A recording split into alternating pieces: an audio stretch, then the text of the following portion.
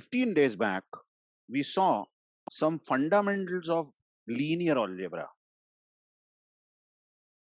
That is, we saw what do you mean by vector. And I explained vector is nothing but a point. We saw 2D vector, something like this. This is a vector, 2, 2. And vectors are always written as column vector, you remember. By default, we always write vectors as column vectors. So 3D vector, if you imagine, three-dimensional vector is nothing but a point in three-dimensional plane, XYZ axis. So ND vector, which we cannot see actually, 4D or 5D vector, because we can see only in 3 dimensions. If you think of ND vector, let's say 5D vector, 5-dimensional vector, it will look something like this: 2, 5, 8, 3, -1 maybe. So this is the first axis value, this is the second axis, this is the third axis, fourth axis, fifth axis. Then second thing we saw is, what do you mean by length of vector? If we are given a 2D vector, let's say A1 and B1, let's say. So this point here is A1 comma B1. Then what is the length of vector? Meaning that if this is the origin 0, 0, what's this length? We saw it, simple Pythagoras theorem. It will be nothing but A1 square plus B1 square. So what is the length of ND vector in general? ND vector can be written as A1, A2, A3 up to AN.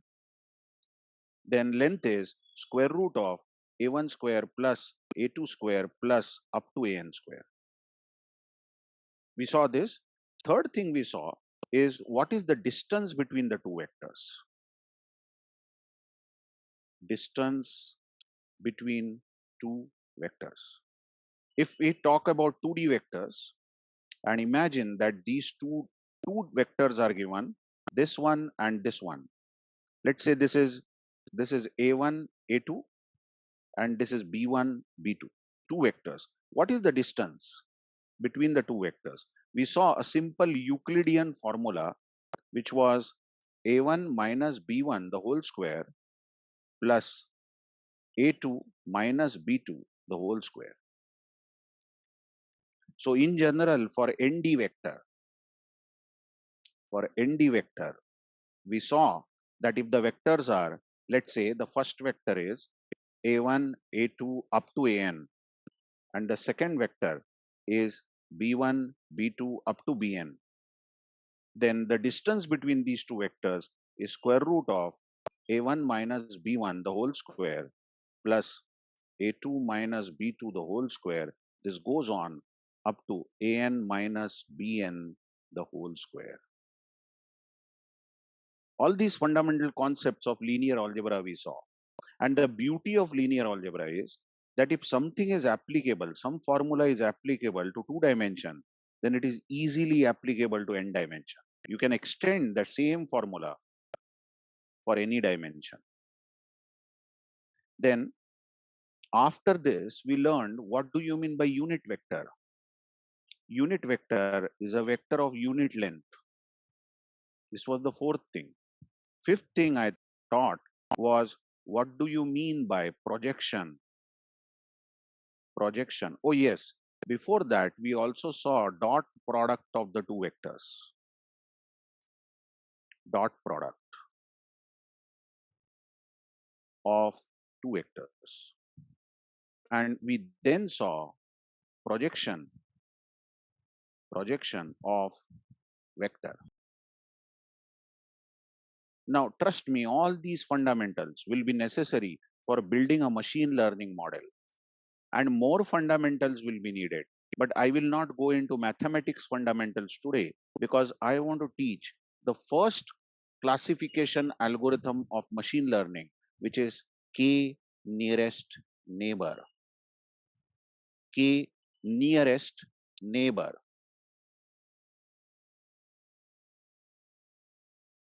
K nearest neighbor. I know according to British English, it is BOUR here, but this is American English, BOR. Let's stick to this. This is KNN is an algorithm actually to perform classification.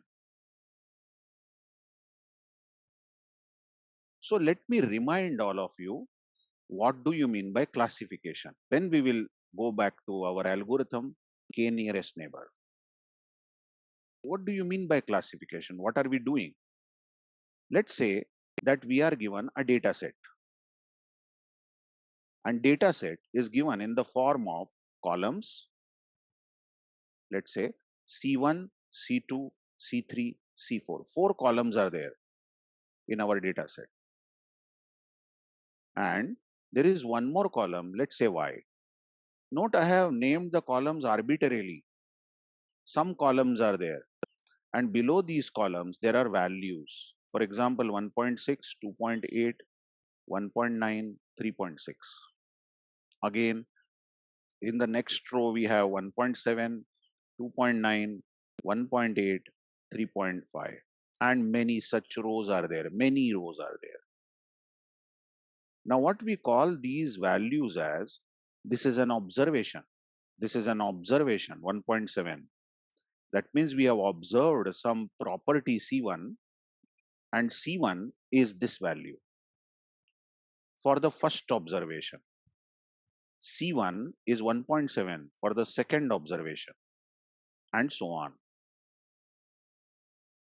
Now, the last column we have typically in our data set is called as label or output column. Given these four values, maybe we have Y as 0. Given these four values, maybe we are having Y as 1. Given again these four values, maybe we are having Y again as 1. Given these four values, we are having Y as 0, and so on. That means in this example, Y belongs to either 0 or 1. This 0 or 1 may represent some realistic situation. For example, if these 1.6, 2.8, 1.9, 3.6 are the medical observations, I am not no way related to medicine, but imagine 4 tests have been done. C1 is a test, C2 is a test. 4 tests have been done for the patient. And these are the readings. These are the observations of those tests. And it was found that patient does not have cancer. Then this 0 means that for these observations, patient did not have cancer. But for the following observations or for the following readings of the test, patient was detected with a cancer. Here again, patient was detected with a cancer. This is a good news. Patient does not have a cancer. That means output of these readings, the output of these readings is whether patient has cancer or not. That means every patient is classified into 2 categories. After all, every patient is classified into 2 categories: does not have cancer or has a cancer. Now these columns, C1, C2, C3, C4 are many times called as features. In machine learning terminology, they are called features, or they are called dimensions.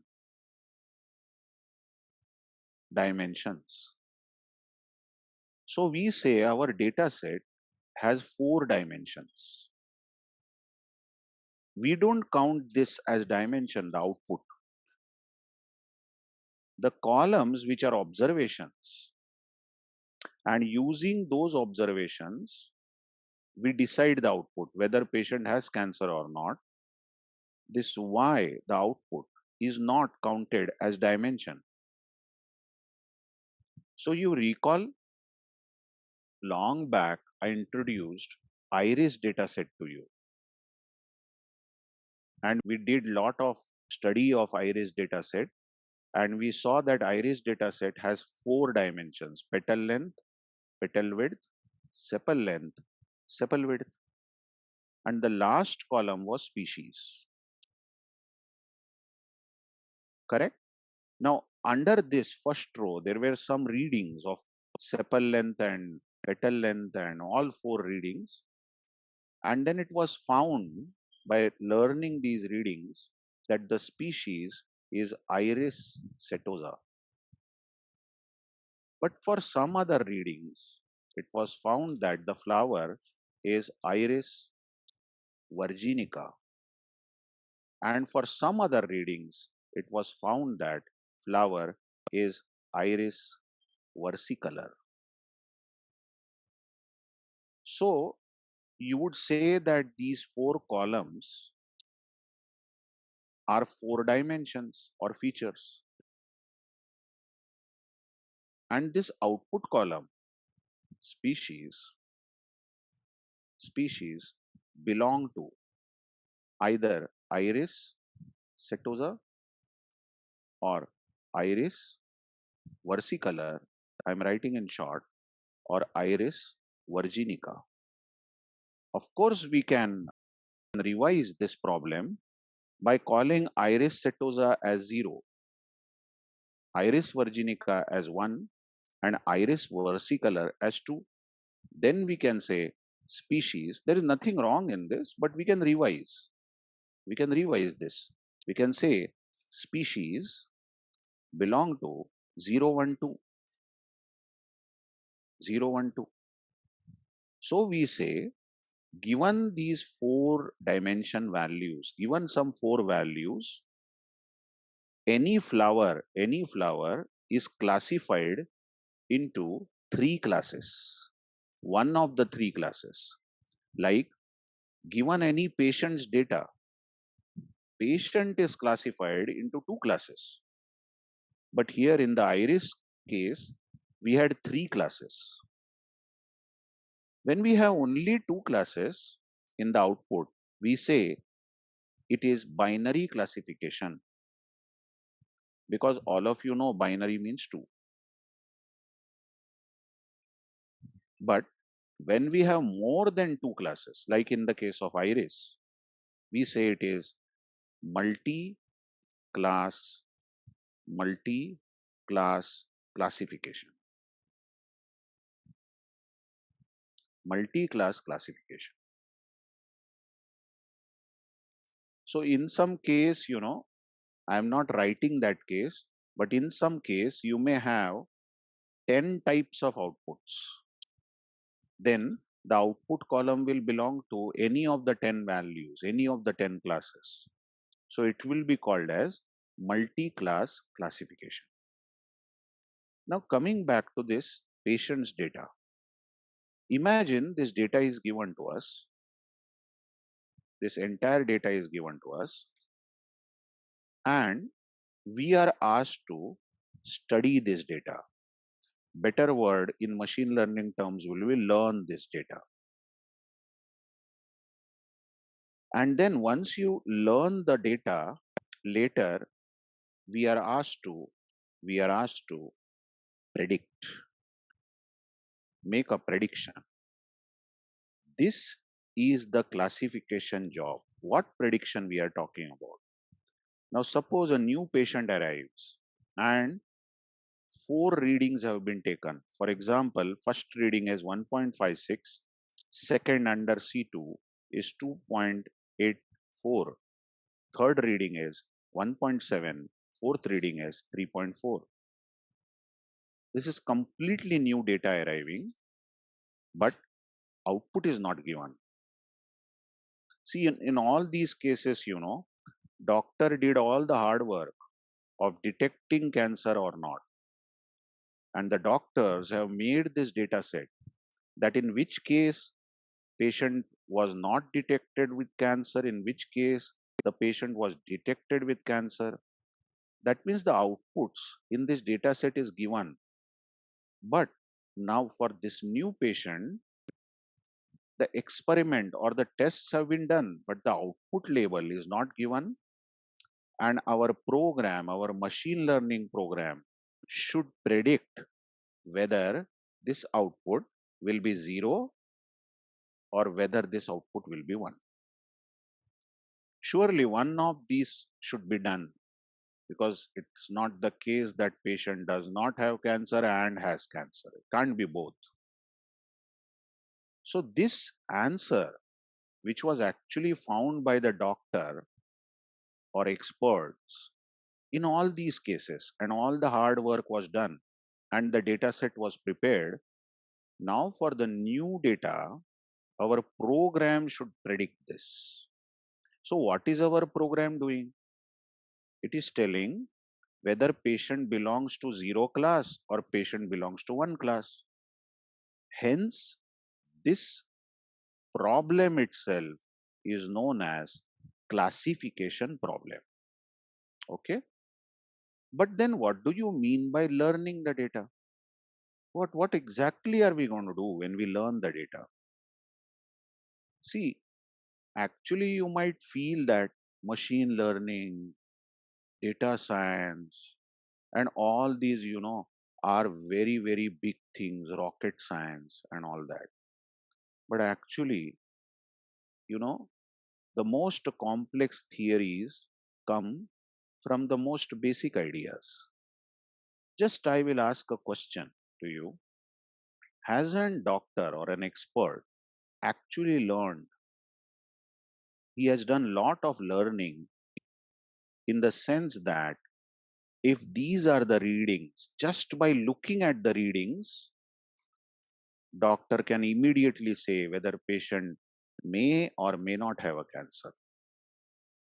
Why can doctor just see the readings and tell that in which case patient has cancer and in which case patient does not have cancer? Because he has learned all the science behind this. But the problem is that our program is not a cancer expert. Our program is simply if else statements or maybe some loops. So how will our program learn and make predictions? Is interesting to see. And how will it classify? The point is that doctor is human and doctor has immense intelligence and capacity to know that when the data is such, then yes is the answer. If the data is such, then no is the answer. Because in the past, that person has done immense study of this. But our program is simply set of instructions. So it's very interesting to see how we make our machine learn from the given data. I hope you found this discussion very interesting. And although I have not written bookish definition of classification, but now I'm sure that if you are asked what do you mean by classification, you will be able to tell in your own words, taking any arbitrary example like this, and at least binary classification you will be able to tell very easily. So, the first machine learning algorithm that I am going to tell you, as I said, is KNN, K nearest neighbor, is also called as algorithm. It is machine learning algorithm. Machine learning algorithm, and it does what it does is performs it performs classification task. Classification task. Let me check. So see, the idea of KNN. What is KNN? And why it is known as K nearest neighbor? This discussion will be finished in 10 minutes. That means this is such a simple algorithm, simple idea, that discussion itself will get over. But then, we will be left out with lot of problems implementing that idea. And then how we overcome that problem. And that at the end of the day, we will say KNN is a very good algorithm. But in most of the cases, I'm sorry to say, we can't use KNN. We will have to go for some other better algorithms. But this is my personal favorite. This is the simplest algorithm you can ever have. Now, what is the problem? Suppose we are given a data set,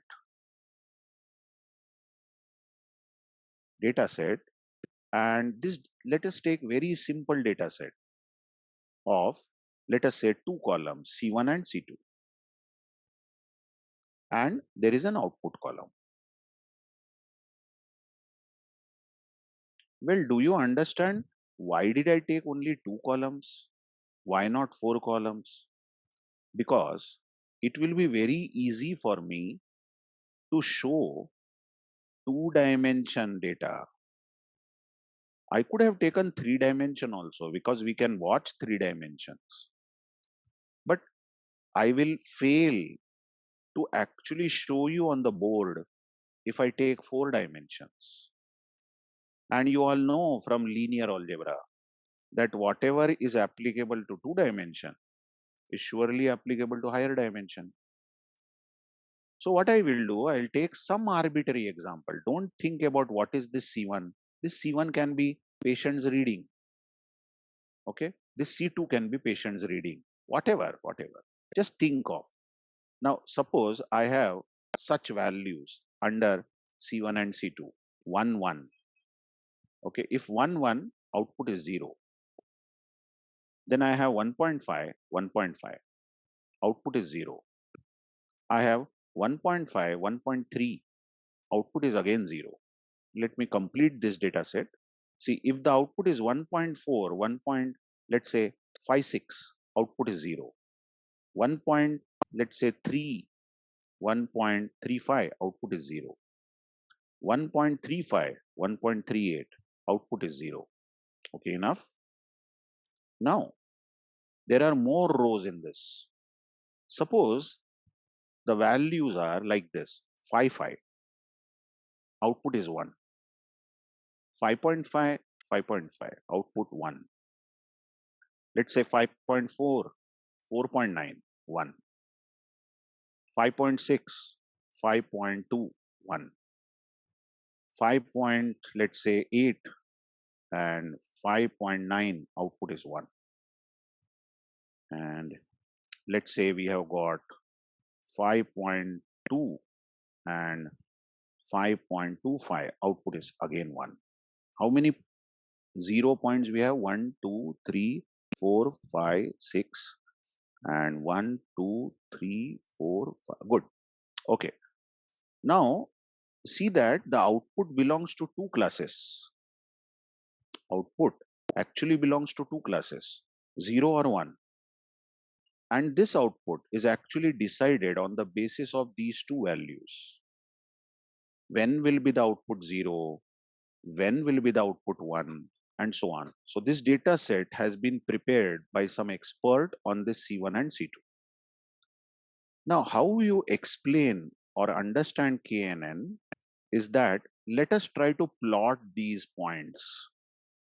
Now, plotting the points means, let's say I have got this X and Y axis. This is X axis, so we'll call it as C1. And the other axis that I have is C2. Okay. See, that's the dimension I am calling. Instead of X and Y, I will call this as C1, C2. Now you see, I am plotting this C1, C2. When C1 is 1, C2 is 1. So this data point, this is called as a data point. This is called as a data point.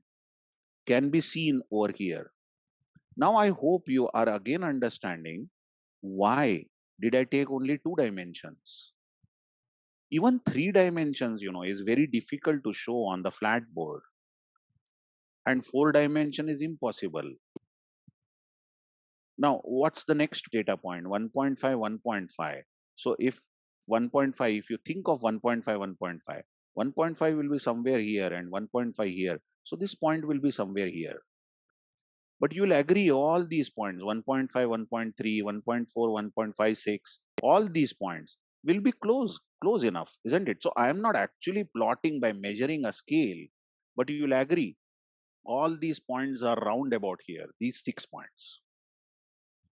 Just excuse me if I have not plotted this properly up to the scale, but you will surely agree this will be in the vicinity of 1, 1, 1. So these are the 6 points. And the other point, 5, 5, you watch, 5.5, 5.5, 5.4, 5.4.9, all these points will be somewhere around about near to 5, 5. So these are the other 6 points, right? Now, all of you understand that these bottom points, which are near to 1, 1, are the points which have output level 0. Hello, we have only plotted 1 comma 1. That's it. We have not plotted this. We have plotted 1 against 1, C1 against C2. What I am saying is all these points which are at the bottom here near 1, 1 are having output level 0. Whereas all these points which are near 5, 5 are having output level 1. Okay. So this is our data. We can say this is the given data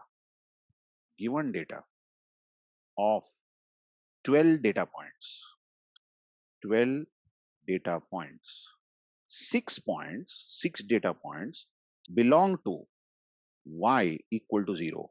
6 data points, the other 6 data points belong to y equal to 1.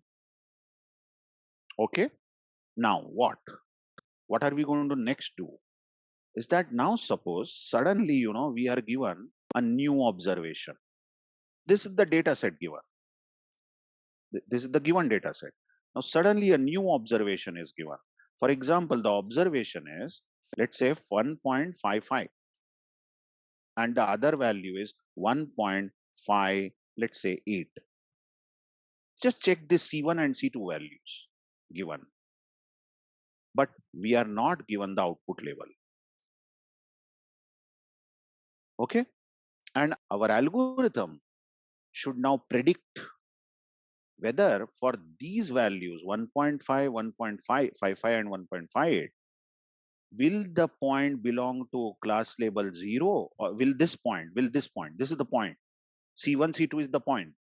Will this belong to the class label 0 or will it belong to class label 1? So what our algorithm does is that it calls this point 1.55, 1.58 as query point. Let's call this query point as xq. If you call this point as x1, this as x2, x3, like this. Some names, if you give just arbitrary names, and then this is x12, last point. Then let's call this new point given as xq. We want to tell that this xq belongs to 0 class or 1 class. Now, what is the simple thing done is that you can imagine that this xq 1.55 and 1.58, if plotted on the same data set where we have plotted 12 points. So where will be this 1.55 and 1.58? It will be round about somewhere here. I'll change the color now. See, this new point, will be somewhere here. Somewhere in the same region. Come on. Because it belongs to these kind of values where the output was 0. Correct? Now, given this data point, let me draw this in a bit magnified way so that we are able to understand it, or rather I am able to draw it properly. Let's say these are the 6 points which are in this vicinity. And these are the other 6 points which are in this vicinity. Okay. And now we are given a new query point, as I was saying, and we think of plotting that. And it comes out that the new point is here. Now what our KNN algorithm does, it finds distance of this point. Oh yes, look at that. We found in our fundamental, how do you find distance between two vectors? That is distance between 2 points, because vector is a point, correct? So what we are doing now is, given this new query point, we will find out k nearest points. What is k? You decide. K can be 3. Let's say we say k is 3. Then we just figure out which are the 3 nearest points to this particular query point. We see that this point is nearer, this point is nearer, and this point is nearer. The other points are farther as compared to this query point. So what we did is, we found 3 nearest neighbors. Here k was 3. 3 nearest neighbors to the xq, the query point. Okay. Now, these 3 nearest neighbors that we found belong to our data set, And for these 3 points, which are nearest neighbor, we already know their outputs. Yes, we don't know output of the query point, but we know output of these 3 nearest points. What is the output of these 3 points? Let's call this as x1, this as x2, and this as x3. Let's say, and this query point is xq. What is the output of these 3? The output of these 3 is 0, 0, 0. They all belong to the 0 class. So what we do is, we just take their outputs. The outputs are 0, 0, 0.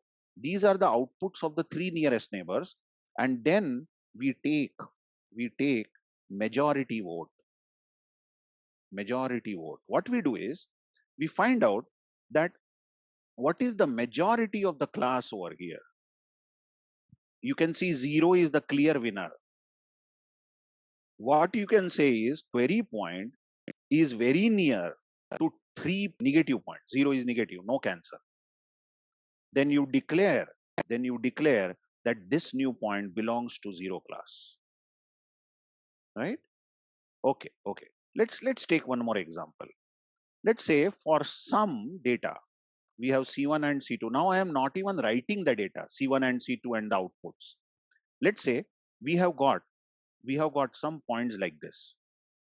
Now I will write these points as x. Now imagine, whenever I am writing x, this symbol x, then these points are negative points. Okay. And the positive points, I will write it as O. These are the positive points. And positive points are just in the vicinity here. Remember, x means positive, that is output is 1. For these points, output is 1. O means negative, that means output is 0 for this. Now what if we have plotted all this, and what if the query point, just check, the query point is given and the query point lands over here, let's say over here, and we want to predict the output of this query point. Then we may take nearest neighbors. Let's say we take 3 nearest neighbors. Then we find that this is a nearest neighbor, this is a nearest neighbor, and this is another nearest neighbor. Only 3 nearest neighbors we have taken. And this is bit farther. This O point is bit farther. Now we take the outputs of these three points, and we know their outputs because these data points are belonging to our data set. So what is the output of all the x points? It is 1. Whereas output of the O point is 0. And now for these 3 nearest neighbors, we have these outputs. Now we take majority vote, and one wins. Then we say this query point xq belongs to one class. That means output y for this query point will be 1. It is such a simple algorithm.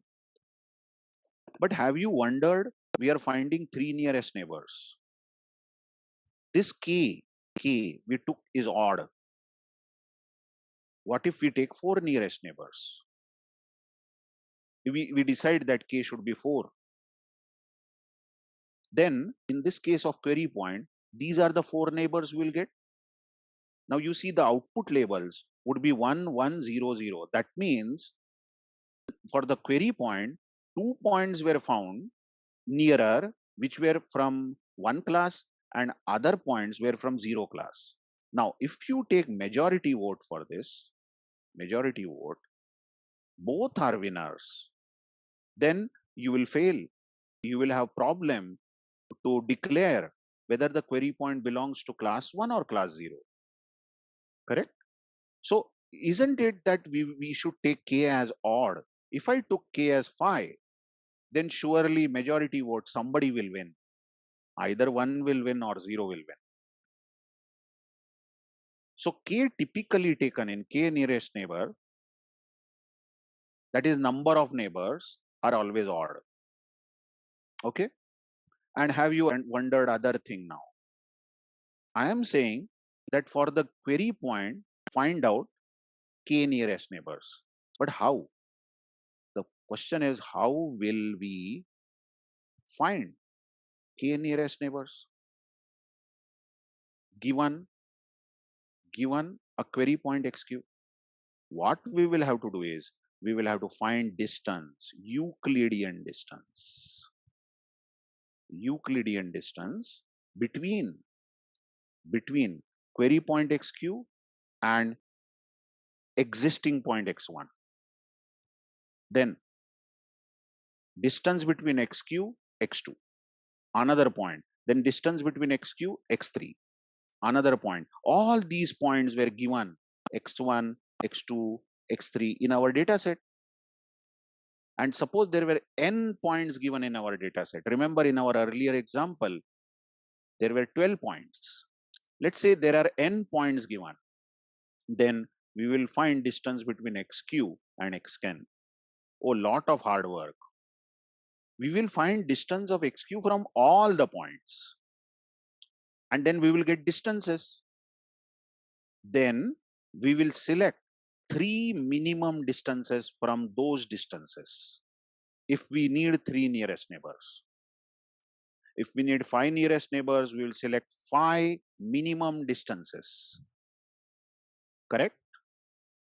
So what I mean is, going back to our earlier example, just check, this was the query point.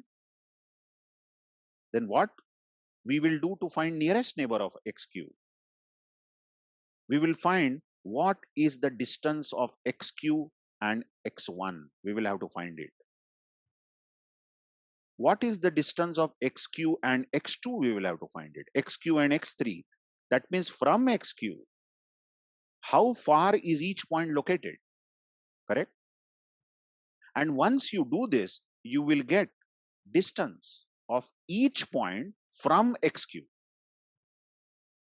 For this xq, what is the distance of x1? Maybe it is 0.2. Then from this xq, what is the distance of x2? Maybe this is 0.22. You will get all distances. This distance might be very large because you can see the point is 1.55, 1.58, and this point is 55. So this distance is going to be large. It can be something like 2.95 or rather more than that. Once you get all these distances, you will take 3 minimum distances and declare those points who had that minimum distance as nearest neighbors. Once you do that, once you declare these are the nearest neighbors, then you just check their class labels. Now just imagine, for this example, just imagine 1.55 and 1.58. If these are the distances we got, I'm not calculating distances, okay, using Euclidean formula. Otherwise, I will have to switch to calculator. But just imagine these are the distances: 0.3, 0.32, 0.36, and all other distances are very large, very large. Now you can easily see that these three are the nearest neighbors for this query point written at the bottom. Once we find that these 3 points are the nearest neighbors, then we see their labels. And once we see their labels, we say clear winner is 0. So we predict that this point will belong to 0 class. That means K nearest neighbor is all about finding distances. Okay. I hope you have got the idea of what is K nearest neighbor. So you can laugh at someone who says that I have written KNN and I have kept K as 10, 10 or 12. Even number K is going to be a disaster, because in many cases you won't get majority. It can be evenly divided between 0 class and 1 class. So don't worry, I will write the algorithm of KNN, but not so soon. Yeah, because when I say that it is machine learning algorithm, we should write the steps and we should write it in the algorithmic fashion, because there are going to be some loops here. What kind of loop? Definitely there will be a for loop, because for this XQ, for this data point, you observe, what are we doing? Take X1, find distance of X1 and XQ. Take X2, find distance of X2 and XQ.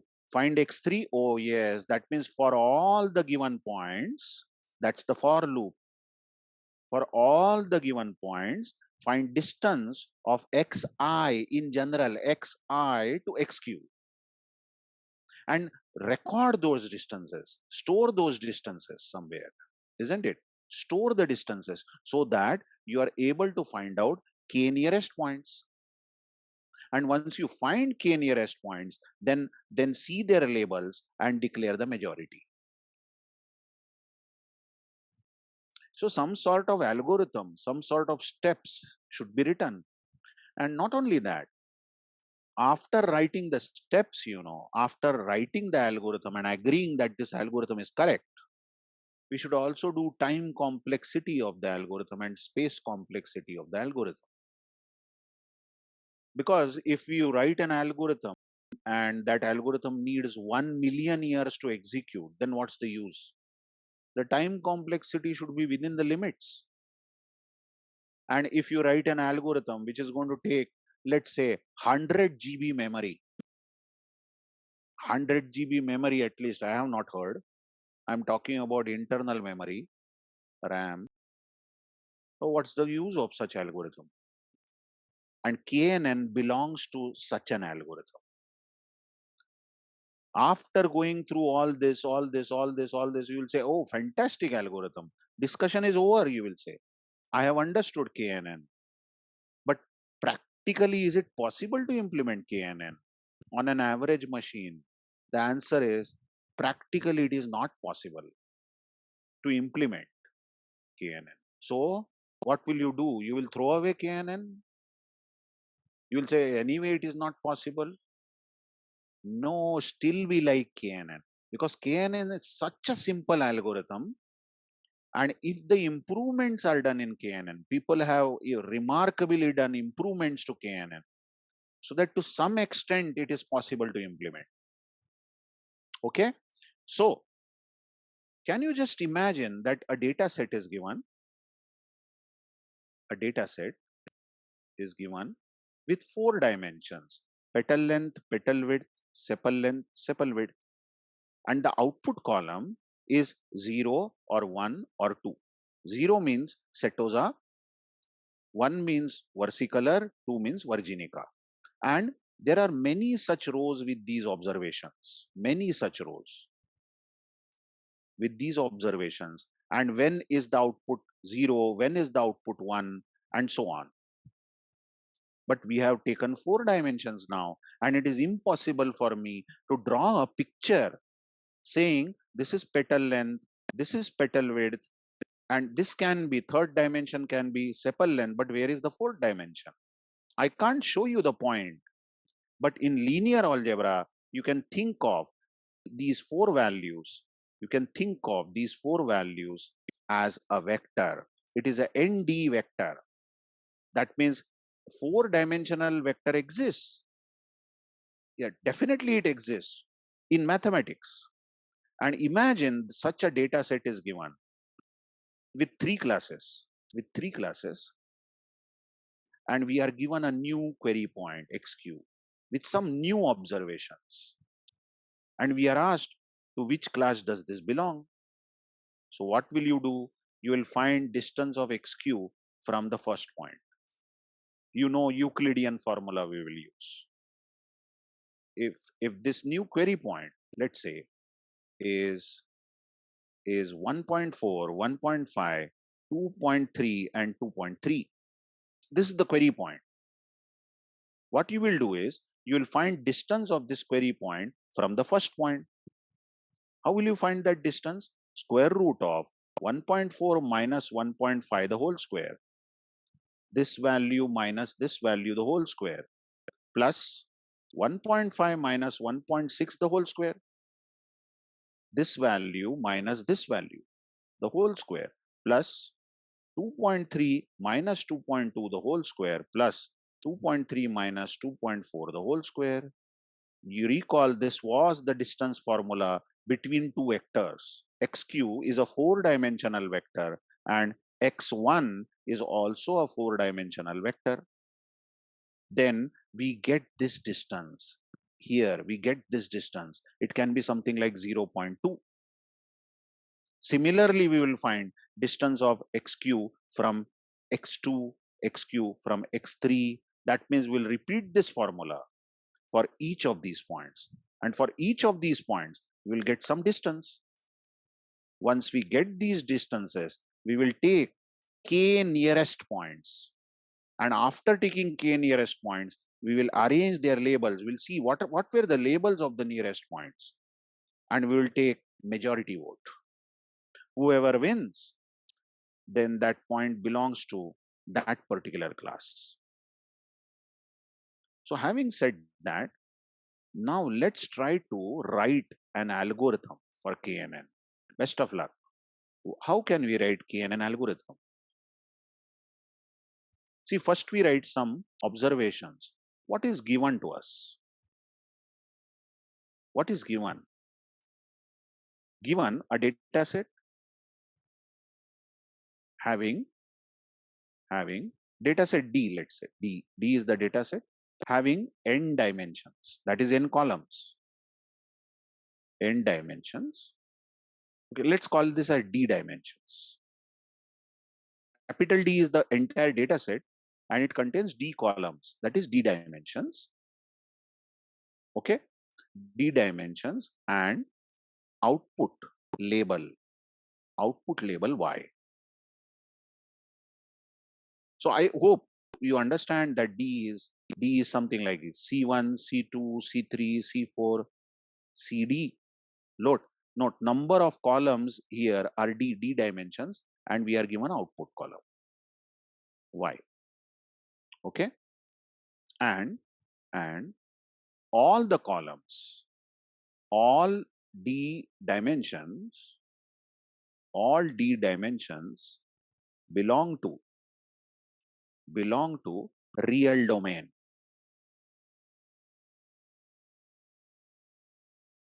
Are you understanding what do you mean by real domain? C1, C2, C3, C4, CD. All will contain only real values. All of them will contain only real values. So we are not going to have data set where some column, is going to contain some alphabetical value.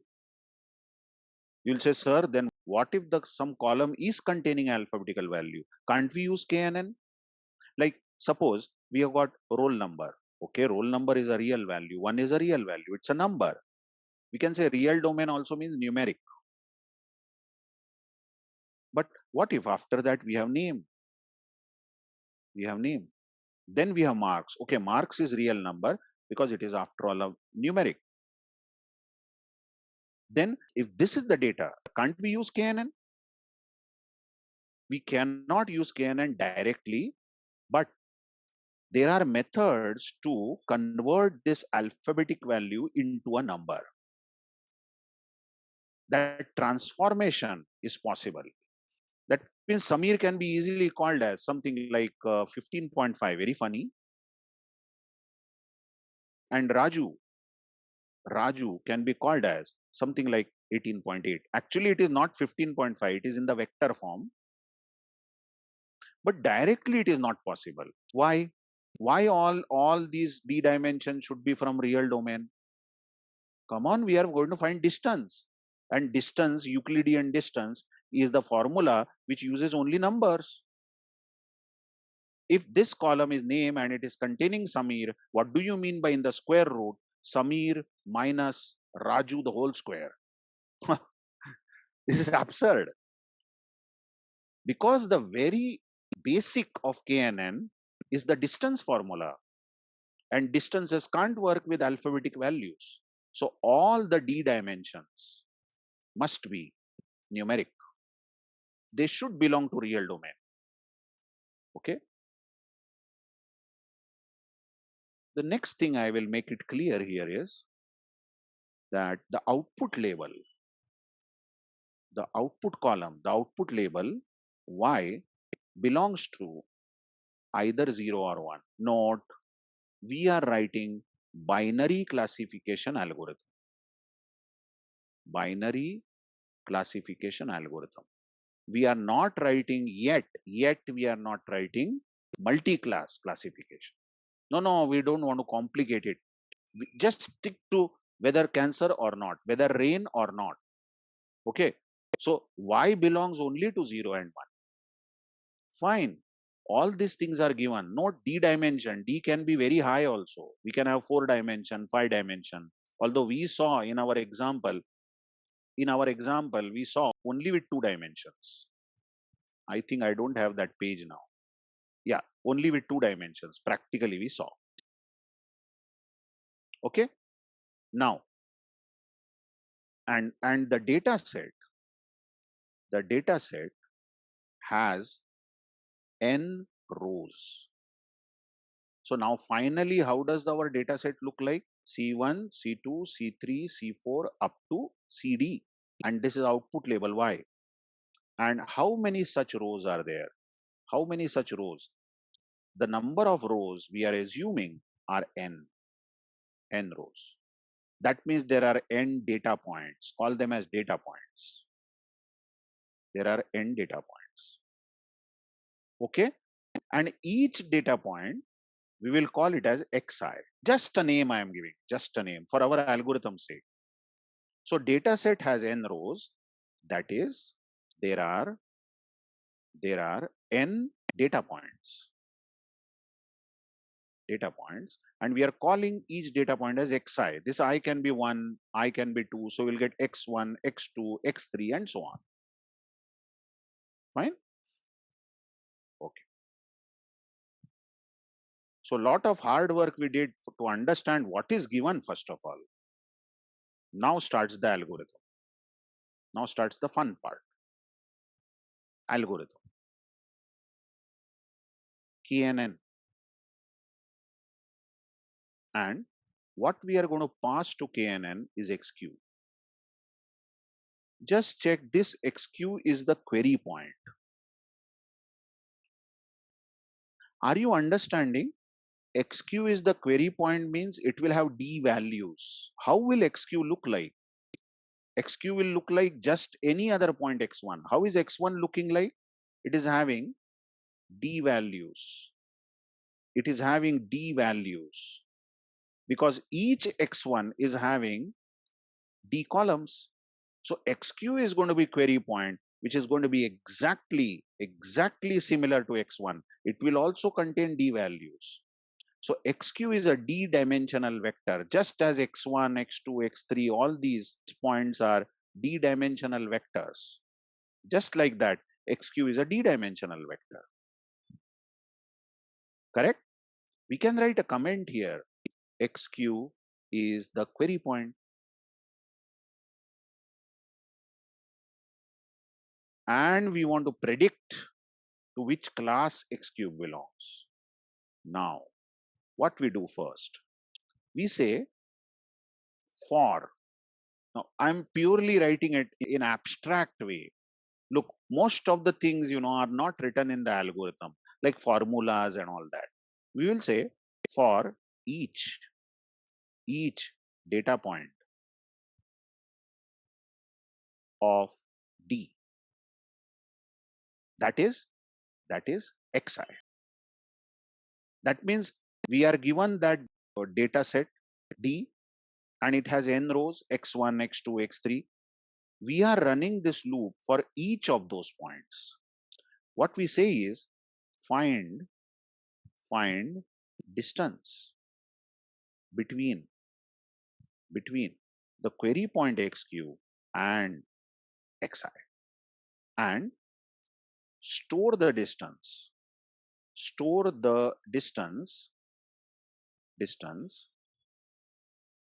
in buffer, that is in memory. Store it somewhere. Are you understanding this step really? Given the new query point xq, what are you doing? Given this new query point xq, what are you doing?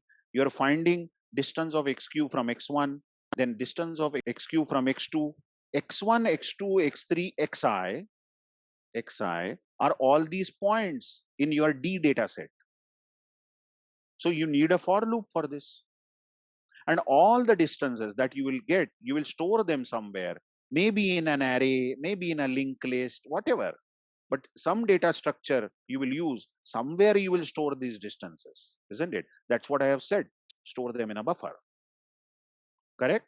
And once you do this, this is the for loop. Now, actually, in this algorithm, I have not written how do you find distance. To find distance, you will use Euclidean formula, but all these things we don't write in the algorithm. We just write what is to be done. That's it. Then the implementer of the algorithm who actually implements this in some language like Python would implement the formula. So how many distances we now have? We have n distances. Remember, there were n data points, and we have found distance of xq from each point. So xq to x1, xq to x3, xq to xn. So how many such distances we have in the buffer? We have n distances.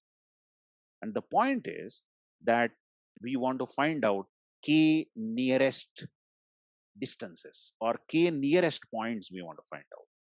So we will write the next step as, after the for loop, find k points, k data points. Find k data points with minimum distance.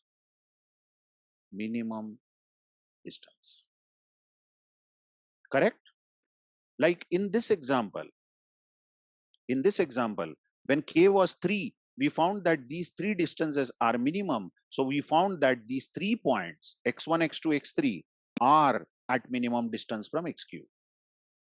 Look again, we have not mentioned how do you do this. Actually, for this also, you will need some type of searching algorithm. How can you just say that, okay, we will find k data points which are at minimum distance? You will have to see which is minimum, which is next minimum, which is next minimum, and so on. And k minimum data points you will have to find.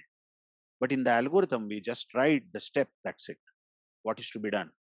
Now, once we have found k data points which are at minimum distance, now we see their labels, because for all these k points, we know the labels, isn't it? And take the majority vote. So how are you going to implement this? We will say, let us introduce 2 counters. Let's say pos, which is 0, and negative, which is 0. Just observe this. We are taking just 2 counters, and then we are saying for each of the k, for each of that k nearest points. For each of those k nearest points, do the following. So if there are 3 nearest points, k is 3, we have taken 3 nearest data points, then this loop will repeat 3 times.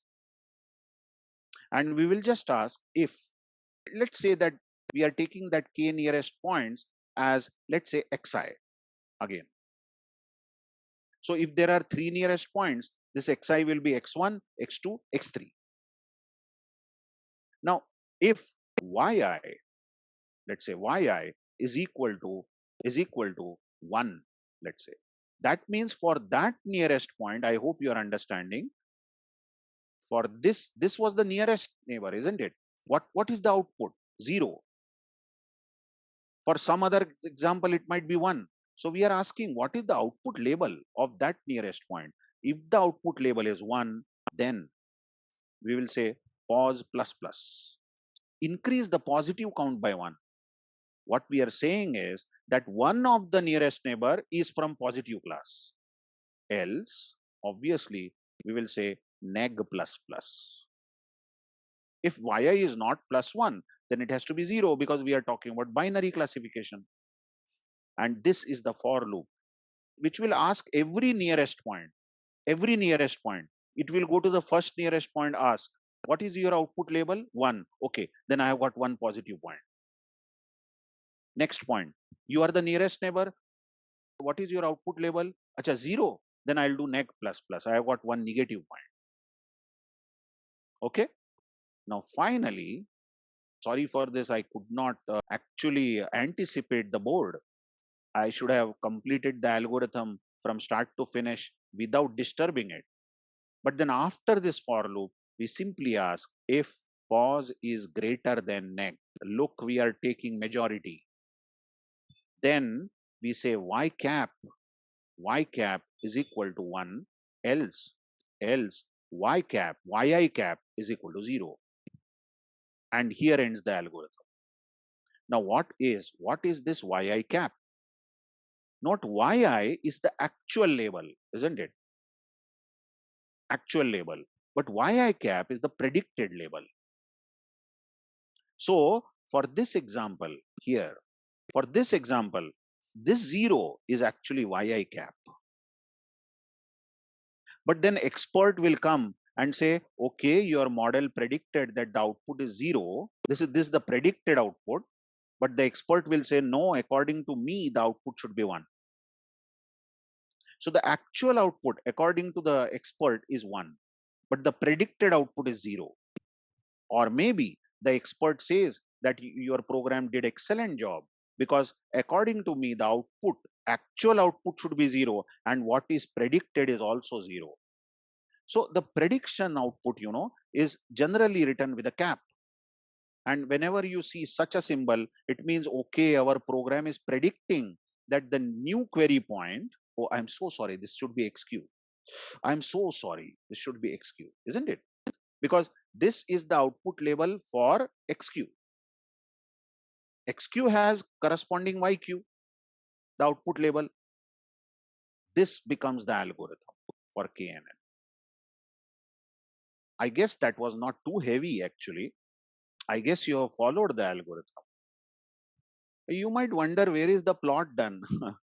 See the plot here, the plot which was done, here, this plot was only a geometric intuition or geometric representation to explain you what is happening. But I guess you have followed that this plotting is not done. What are we going to do with plot? We don't want to visualize anything. What the algorithm actually does is that it takes each point in our data set and it finds out the distance of that point in our data set from the query point. So if there are n data points, then we will get n distances. And from those n distances, we will find k nearest distances. So we will get k nearest points. And for each of the point, we will ask, from which class do you belong? You belong to class 1, then count. I have got 1 positive point. Again, next nearest point, which class you belong to? Oh, 1 again. So I've got second positive point, like that. I'm counting how many positive nearest points are there, how many negative nearest points are there, and then finally I take majority vote over here. And then I predict What should be YQ? This is the prediction that our model has made. I guess this algorithm is very clear, and K nearest neighbor learning is also understood. See, actually from the diagram, from this data set, and however amount of time we take for this example and actually run this like this, but the best output in understanding that you get when you learn the algorithm. I'm sure that you have understood K nearest neighbor better when we saw this algorithm. Isn't it so? Definitely, it should be like that. Algorithm speaks maximum. Whenever you see any problem, algorithm speaks maximum about the problem. Not the pictures, not the diagrams, not the examples. Okay. Now, once we have known what is this algorithm, let's question about how much time is this algorithm going to take. Now, remember, whenever we talk about time taken by the algorithm, we don't talk about time means whether it will take 2 hours, 3 hours, and so on. No. Time is not counted in any units. Here, by time, what we mean is how many operations will be done by the algorithm. Let's say I have written an algorithm which does, on an average, which does 500 operations. And I have written another algorithm which on an average does 1 million operations. Then which algorithm will be faster? Come on, you'll say what a question it is. Of course, the algorithm which has 500 operations will be faster. And the algorithm which takes 1 million operations will be remarkably slower. So an algorithm, is identified as far as its efficiency is concerned, is identified from the virtue of how many operations it does. Okay, so let's count how many operations it does. Let's identify the first for loop. How many times does this for loop repeat? Oh, it repeats n times. Because what is happening is distance is getting found from the query point to x1, query point to x2, query point to x3, query point to xn. That means given a query point, we are finding distance of the query point to each point in our data set. So how many times does this loop repeat? N times. Correct? Then we write there are n operations done over here. N operations. What are those operations? Distance operations. Because we are finding distance of query point to all n points. So there are n operations. No. There are d into n operations. Take your time. Take your time. One thing is sure, this for loop is running n times. So something is repeating n times. What is that? Finding distance. How many distances are you finding? N distances. So we have said, okay, number of operations are n. Because we are finding distance n times. But it can't be n. It should be dn. Why? Just check. Given a query point, okay, which is d dimension. So this is 1, 2, 3, 4 up to d dimension. Given x1, the first point in our data set. This is also d dimension. 1, 2, 3 up to d. You want to find distance of xq to x1. You will use the Euclidean formula and you will say, what you will say is xq1, this value, minus x11, the whole square, this value, x11. Then plus xq2, this value, minus x12, this value, the whole square. And you will go on doing this till xqd minus x1d, the whole square. That means when you are finding distance between xq and x1, just 1 point, you see, just 1 point. Just 1 point. How many operations actually are you doing? You're doing d operations. Count it. You're doing d operations because there are d dimensions just to find one distance. But you have to find distance of xq to x2 also, second point, to x3 also, third point, to x4 also, definitely you are finding distance n times. I stick to that. But for finding each distance, you are doing d operations. Just check how many times are we finding distance? N times, because xq to x1, x2, x3, x4, xn. But for finding each distance, we do or we perform d operations, because every point is having d dimension. So it is but natural in the Euclidean distance formula, we will be having these d terms. Number of terms will be d, square each one of them and add them. But then there are d operations. So total operations while finding distance is n into d. N points, and for finding distance for each n point, d operations. I hope you agree this. This is written as big O of nd or dn. That means it will work in the order of, or big O of d times n. Okay, let's go further. This for loop is big O of dn. What about this? What are you doing? Finding k data points with minimum distance. Just imagine you are given n values. Some n values you are given, 1 to n. And you are asked to find out 3 minimum values. 3 minimum values. Okay? From these n values. 3 minimum values. Then what will be the time complexity? It will be On. N operations you will do. Why? Because you want to find out 3 minimum values. Then actually, you will check this value with this value. Who is less? Then whatever is less, you will say, I have found one minimum. You will compare this value with this value. You will, after all, do comparison of values. But how many such values are there? N. After all, you are going to do some order of n comparisons. That means this step algorithm can be finished in big O of n. After all, just you are checking the distances, 0.2, 0.5, which one is minimum? Okay. Now, this is just simple step. We don't count this. This will not be more serious as far as time complexity is concerned. But how much time will this for loop take? Now, how many times is this for loop repeating? K times.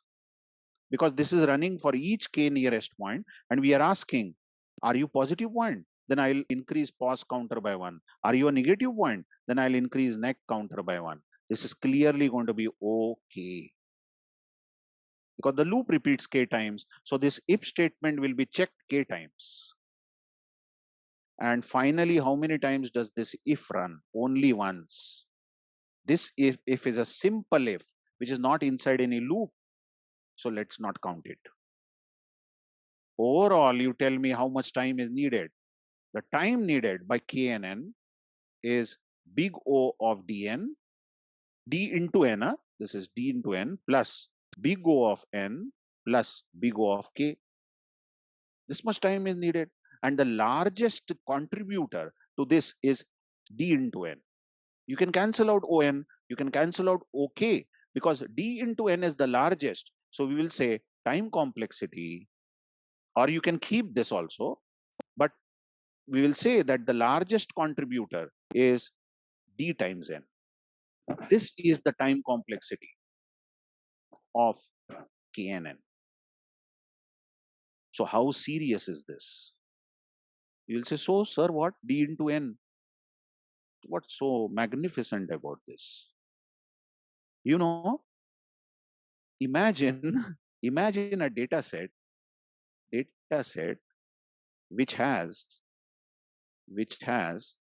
d equal to 1000. Can you imagine a data set which has 1000 columns? You'll say, why, sir? How come? Are we going to? Why not? I'll say, in reality, anything can happen. You are having a data set which has 1,000 columns and the observations below this, and there is the output label. Imagine D is 1,000, okay? And imagine the N, that is number of rows. Number of rows in the data set are 100 million. 100 million observations we have.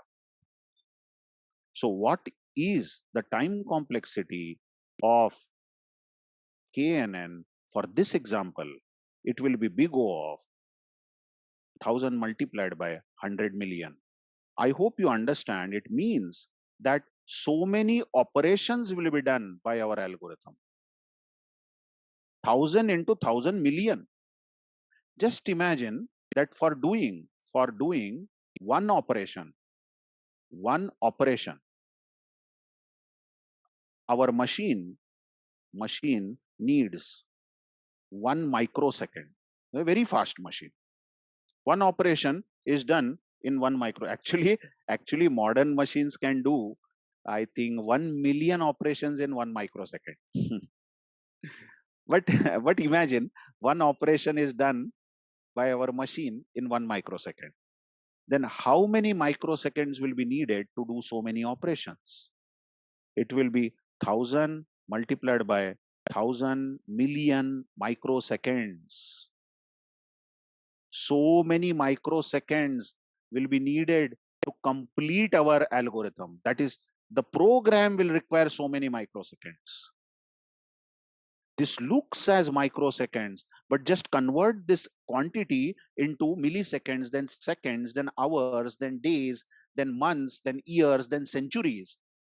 You will see that this might need more than 1 or 2 centuries to complete, or at least not centuries, many years. So you run the program now, come back after several years to see what should be the prediction, what should be yi cap, yq cap.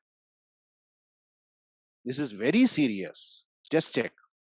If D was very small, let's say if D is, we have got 4-dimension data, C1, C2, C3, C4. If that D was just a 4-dimension, very small, and number of data points, that is number of rows are, let's say 100 rows, then the time complexity, the amount of time will be 100 into 4 operations. That is 400 operations. And if one operation is done by our machine in 1 microsecond, then total time needed will be 400 microseconds. That is even faster than the amount of time we take to raise our eyelid. KNN is suitable for small data sets. But practically, if you have in real life situation, when you have huge data sets, then you know it is a madness to run KNN. If you submit a very large data set, then you will have to wait for several years for the answer. So you look that formula, big O of D into N looks so simple. D into N, so what? But actually, when you think of this, you see that KNN is not applicable practically every time. For small data sets, yes, it is big favorite. Big hit it is. So do you like KNN? Personally, I like. This is the favorite algorithm. And then what's sad is for big data sets, it doesn't work on in less time. But then somebody can create a revolution by improving this, by putting new ideas in the algorithm. You know, the biggest contributor in the time of KNN, the biggest contributor was this for loop. That means we have to find out distance of xq from each point. And if there are 100 million points, then we will have to find out distance of x cube from 100 million points, and then find 5 nearest neighbors or 7 nearest neighbors. But first of all, we will have to find out all the distances. How do you know who is the nearest neighbor? To find nearest neighbor, you will have to find distance of x cube from each point. Biggest contributor of the time is this. So improvement has to be done here. Some magical thinking has to be put by which we can reduce the time. If we are able to reduce that time, then I make a gutsy statement that nobody will use any other algorithm except KNN. You might have heard about logistic regression, support vector machine, and all that. Forget it. This KNN is state of the art, because this is so simple thinking. Anyway, I hope you have understood very well time complexity. Now, what about space complexity? By space complexity, what we mean is, when this algorithm is running, is it going to consume some memory? And if it is going to need some memory, how much memory will it need? So let's see again, how much memory will KNN need? Just see, because we want to find distance of x cube to each point, distance of x cube to each point. When this for loop is running, when the for loop is running, we should have all the points in the memory first of all. That means entire data set should be in the memory. Come on, if the data set is not in the memory, how can you get x1, first data point or first row? How can you get x2? How can you get x3? How can you get xn? That means we will surely need memory to store the data set. And data set is containing n data points.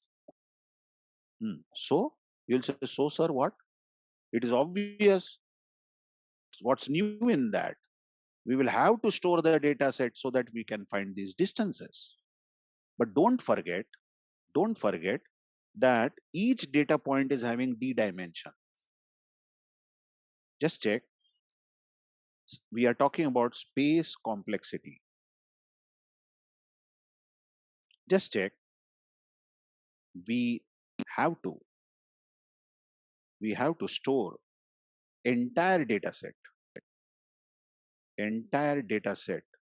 D in RAM, because we need to find distance of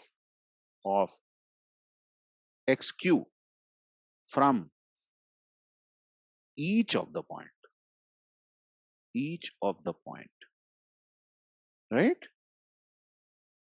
So then how much memory will be needed to store these n points? There are, remember, there are n data points,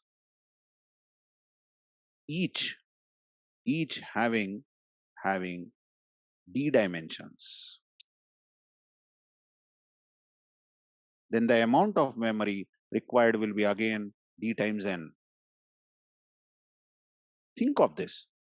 If each of these n rows had only one dimension, then it would be on. But if it has 10 dimensions, then it will be 10 into n. That means memory needed will be equal to memory needed to store so much of data. N rows, and in each row there are d dimensions. This is also very serious. Hello. If you understood that this is very serious matter, d into n, then this is equivalently serious. Just check. If d was, let's say, 1000, and if n number of rows were 1000 million, many rows, then the amount of memory that will require will be of the order of 1000 multiplied by 1000 million. So much of memory will be needed. And just imagine this memory, to store so much of data, we require 1000 GB, 1000 gigabytes. Oh my God, from where are you going to bring such a RAM or such an internal memory, which will be 1000 gigabytes? At least I have not heard. Then any implementer will say, if the data size is too large, And if the dimensions are too large, then it is impractical to implement KNN.